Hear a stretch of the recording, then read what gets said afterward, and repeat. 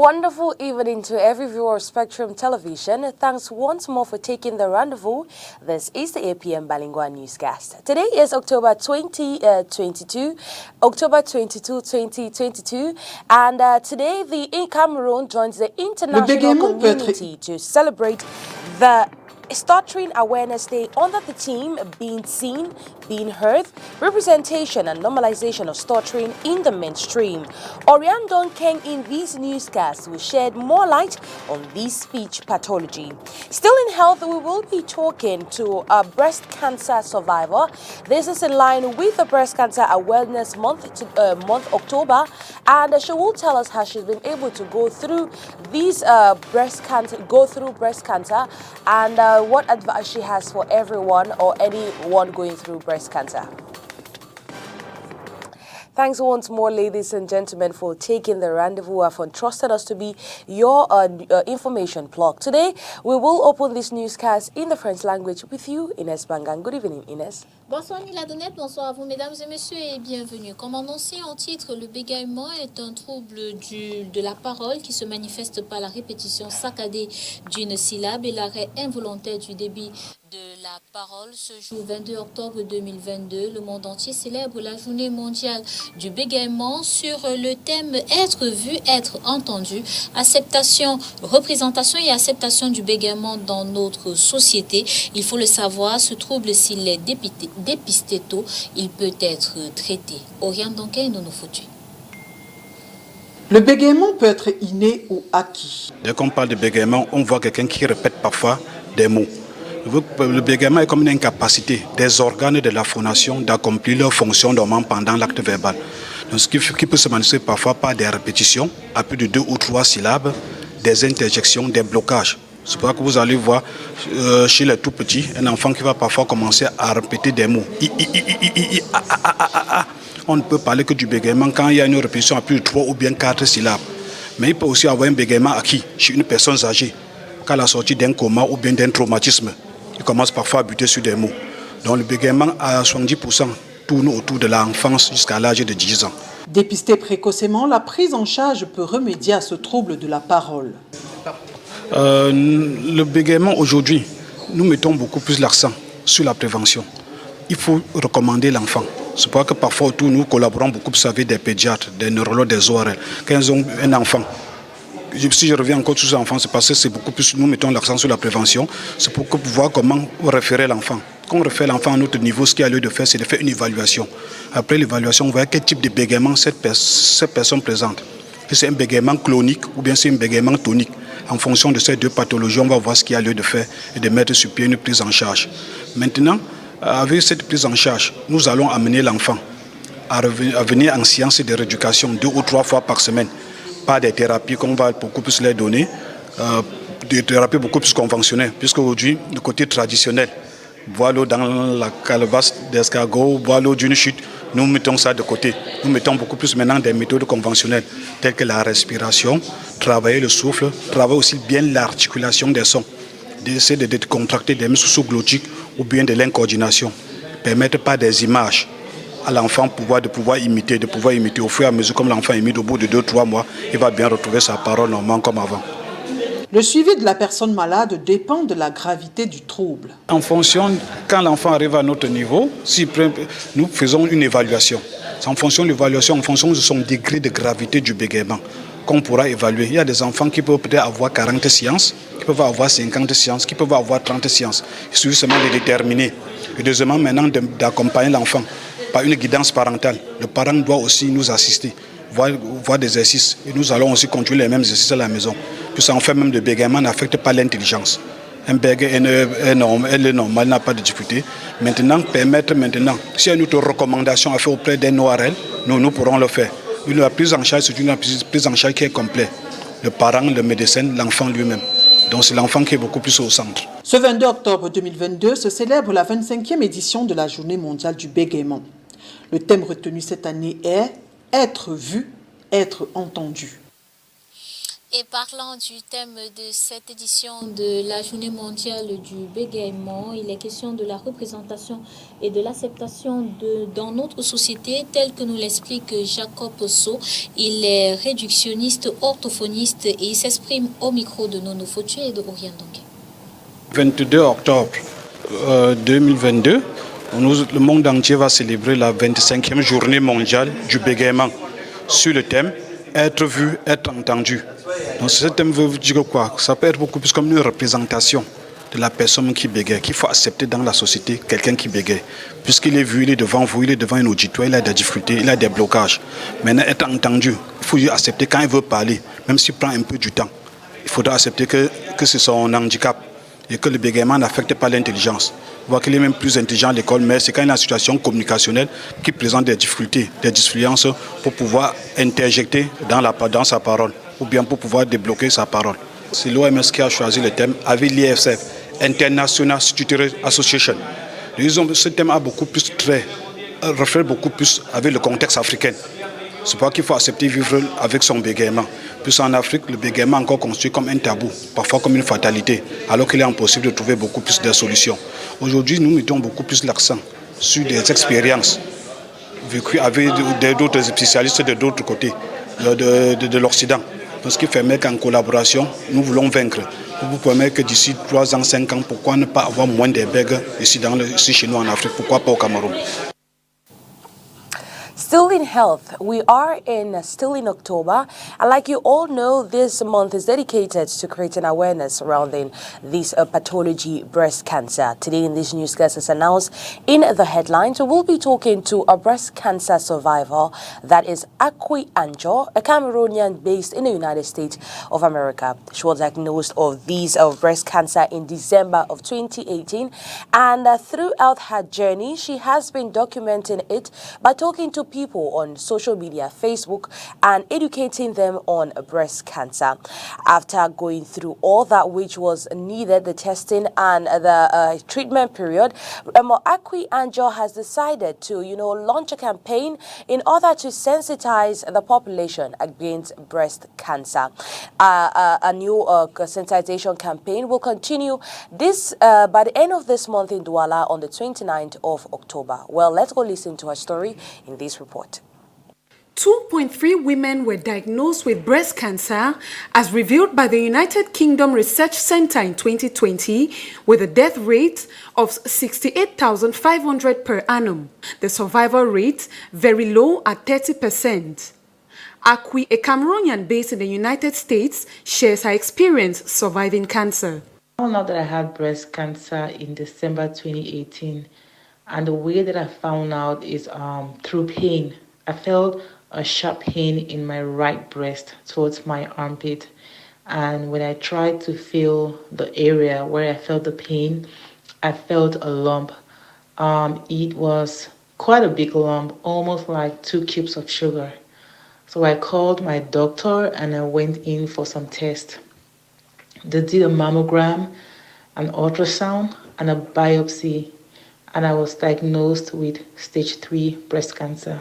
With a low survival rate worldwide, Akwi had settled for the worst, but after several sessions of counseling, she began treatment as she allowed the world to be part of her story. Go through the treatment, hoping for the best. So I started my treatment in February 2019. I did 16 rounds of chemotherapy. I did surgery. I did a lumpectomy. So I did not do a mastectomy where you take out all your breast. I only took out the lump that was left after my chemotherapy. And then I did radiation and immunotherapy. When I started my treatment, I decided to share my story on social media. And the reason why I decided to do that was just to encourage anyone that was going through cancer or any difficult situation to know that no matter what you're going through, you have to fight, because I felt like I was going through my treatment the right way. She goes further to explain the reasons for the high mortality rates of breast cancer worldwide. I had to travel to Douala because there's no radiation machine in the Northwest. They had to travel to Douala and wait on a long line to be able to do their radiation. There were no PET scans. There's no PET scan in Cameroon. There's just, I think, one CT scan. So most of the women didn't even know if they had stage 4 or stage 3 breast cancer. They just knew that they had been diagnosed with cancer and they had to cut their breast off. October 19 is observed worldwide as the International Day Against Breast Cancer, with the aim of raising awareness and promoting women's access to timely and effective controls, diagnoses and treatments. Beating cancer, just like Akui, is a The absence or the scarcity of gas weakness in Cameroon these past weeks actually opened doors for other businesses to thrive. And by that, I mean businesses like charcoal. Traders involved in this sector of business affirmed that their sales has increased as a result of gas scarcity weakness in these past few years. Well, in these past few weeks, let's listen to them as they explain themselves in this report. In the absence of cooking gas, some inhabitants in the city of Douala have resorted to using charcoal. Some people seem to have stocked this gas, selling them at 10,000 francs. We are unable to pay such amount. How can one pay a bottle of gas at 10,000 francs? How long will I use it? I would rather use charcoal for the moment, while waiting for cooking gas to be available. The price is affordable. Even if I buy a bag, it can last me for 2 months. D'une façon que même si je paye le sac, ça peut me faire 2 mois. I came for charcoal because for some time now, it's almost impossible to get gas. I have been looking around for over 5 days now, yet no sign of it. I was told they now sell it at 15,000. I buy charcoal at 300 francs, sometimes 500 francs. The high demand has boosted this sector of business, increasing sales for traders. Our business has been booming since the start of this gas scarcity. I now see the faces of those I never saw before, and they keep crying over the absence of the gas. I sell charcoal at 150 francs, 200 francs, or even 300. The absence of gas has brought us more customers. I have many customers. In view of this change, wholesalers have resorted to increasing the price of these products. Wholesalers have increased their price. I used to buy at 8,000 francs a bag, but I now buy at 8,500 francs. The price of charcoal has increased since the start of the rainy season. Charcoal is just one of the alternative means used by Cameroonians. Others prefer the traditional 3-stone fireside, electric cookers, amongst others.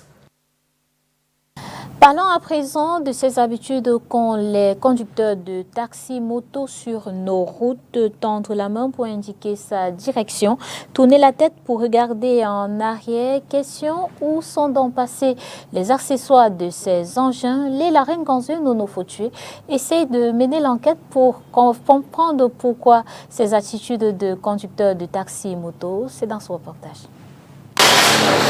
Voici une moto en vente chez un concessionnaire à Douala. Et voici le prototype de moto qu'on retrouve sur nos routes. Constat, le conducteur n'a pas de casque. La moto en elle-même n'a ni rétroviseur ni clignotant.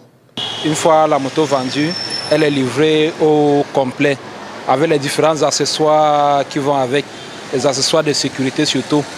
Vous avez la moto chez nous, quand elle est livrée avec un casque de sécurité qui nous protège la tête en cas de choc. Et telle qu'elle est constituée également, elle vient avec un pare-choc, des rétroviseurs et des clignotants. Bon, c'est vrai, d'ailleurs, vous allez constater beaucoup de motos sans tous ces accessoires.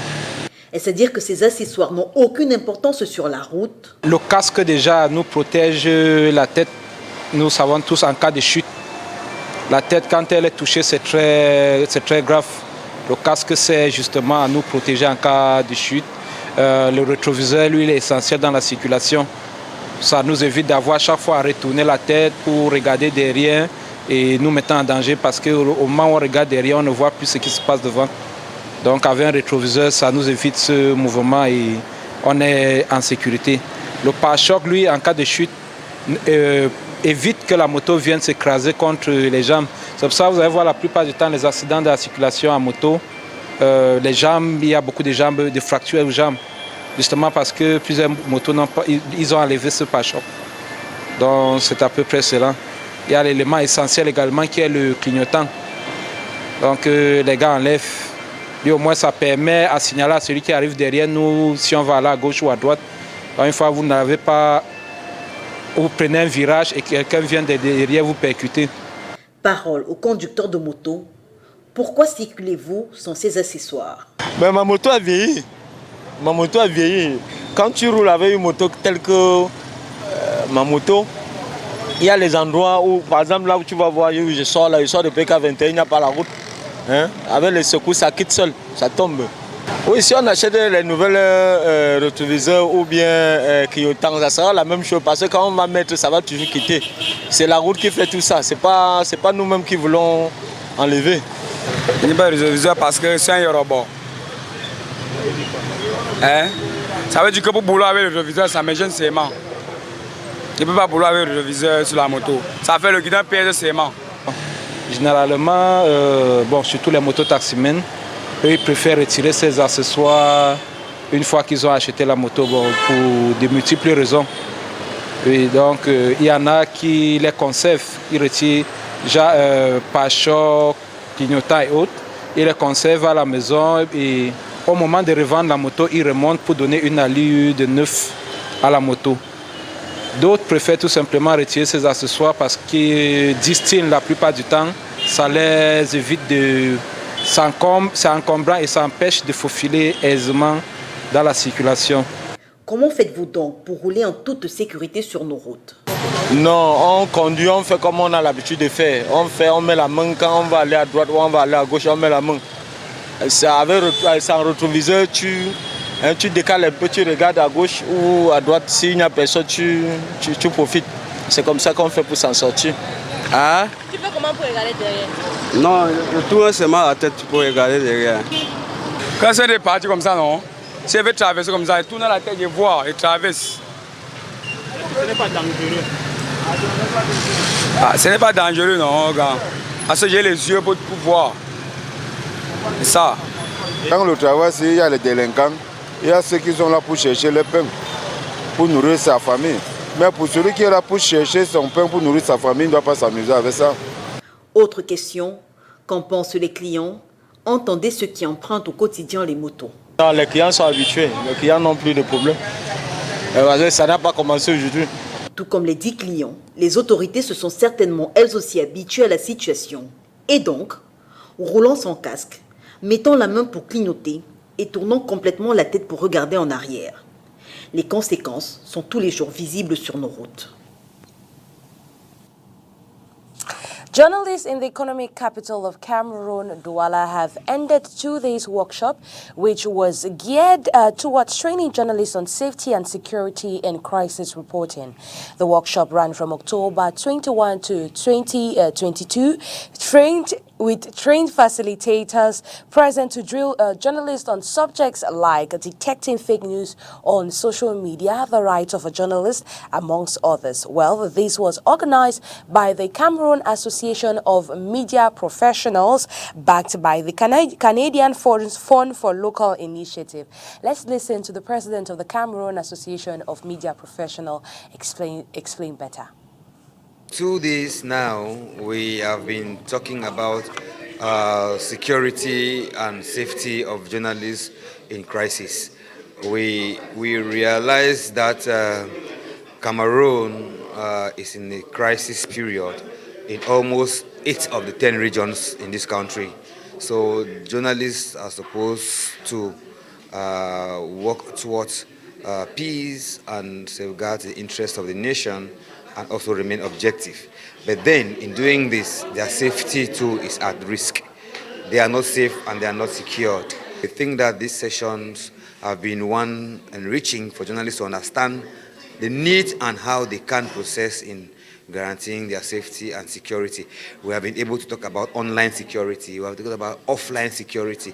We have been able to have personalities speak to us about their personal experiences, which has been one of the major ways which we have learned this day from sharing experiences from amongst us.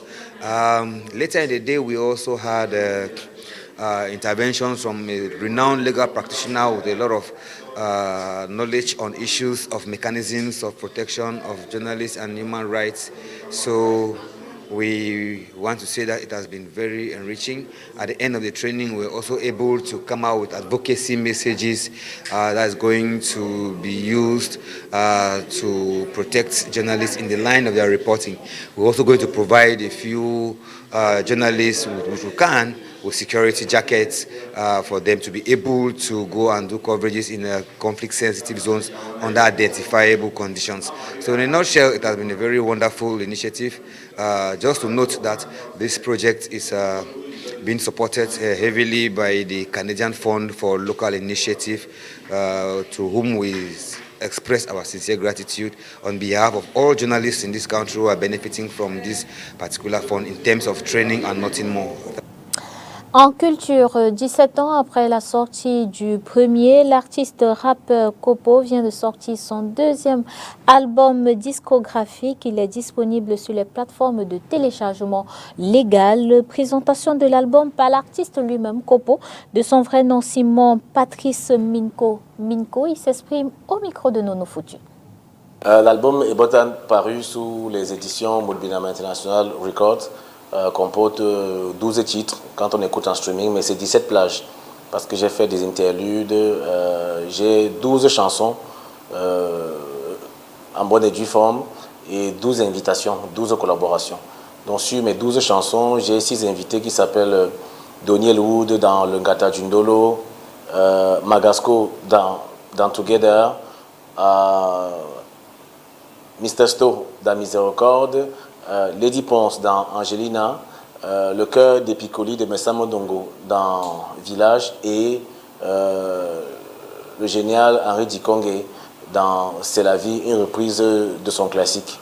Donc c'est un album qui est là depuis quelques mois.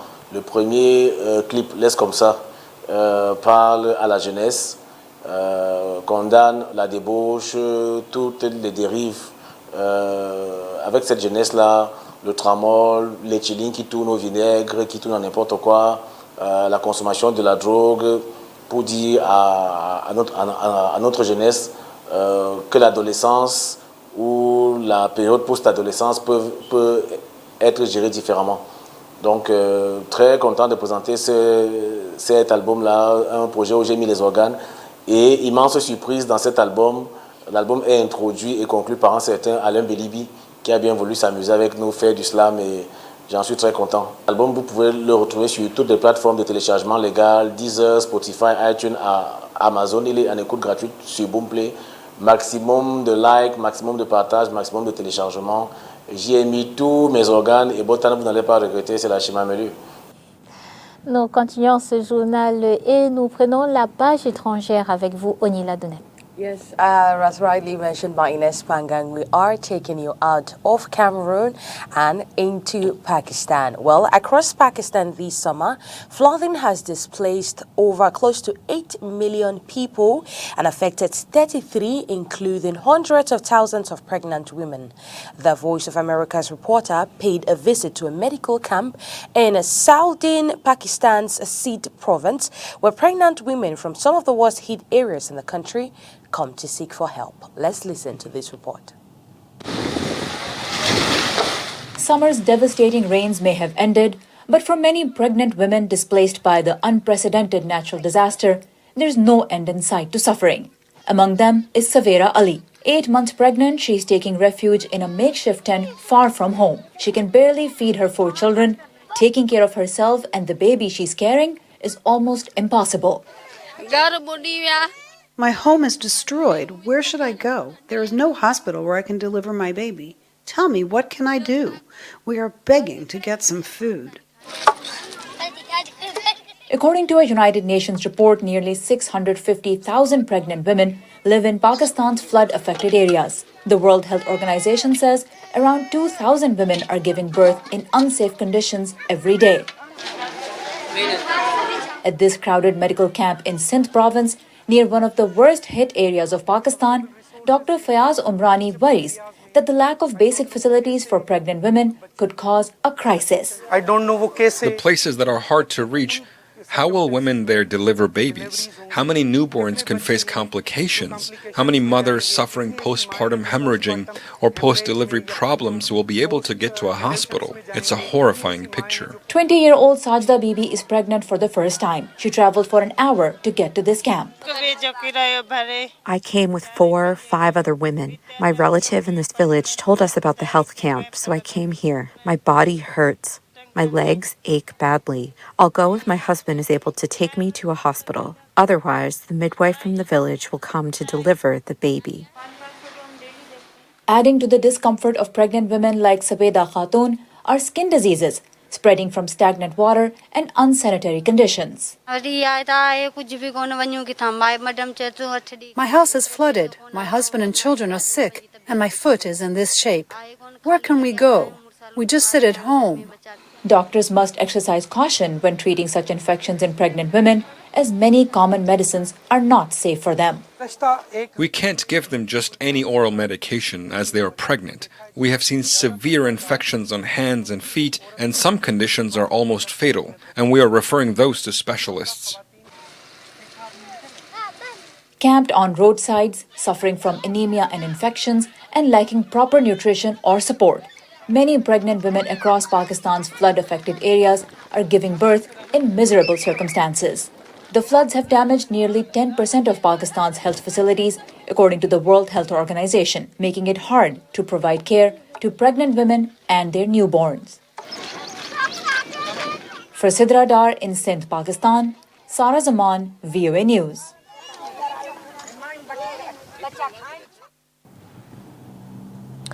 En sport, Yaoundé abrite actuellement un stage de formation sur les techniques de pratique de tennis de table.